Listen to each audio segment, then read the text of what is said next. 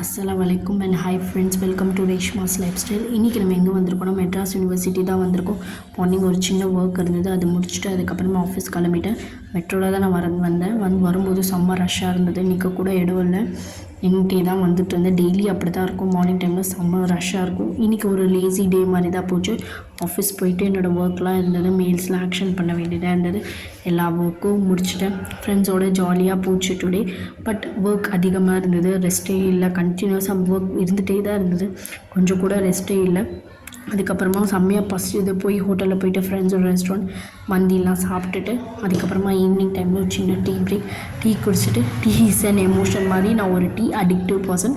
என்னால் டீ இல்லைன்னா இருக்கவே முடியாதுங்க. 1 டேக்கு 4 டீனாச்சும் நான் குடிப்பேன். அதுக்கப்புறமா ஈவினிங் டைமில் செம்ம மழை, வெதர் செம்மையாக இருந்தது. சென்னையில் அதிகமாக வெயில் இருந்தது, பட் இன்றைக்கி ஆப்போசிட்டாக செம்ம மழை, வெதர் சூப்பராக இருந்தது பார்க்குறதுக்கே. அப்படியே ஜாலியாக வெதரெல்லாம் என்ஜாய் பண்ணிவிட்டு அப்படியே வீட்டுக்கு கிளம்பிட்டு வரும்போது பானிபூரி, ஃப்ரெண்ட்ஸோட சேட்டிங் எல்லாமே பண்ணிவிட்டு சிரித்து பேசிவிட்டு அதுக்கப்புறமா நான் வீட்டுக்கு கிளம்பிட்டேன். கிளம்பும்போது நான் சென்ட்ரல் வழியாக தான் வந்தேன். டுடே மெட்ரோவில் தான் நான் வந்தேன். சென்ட்ரல் வியூ பார்க்கறதுக்கு சூப்பராக இருந்ததுங்க.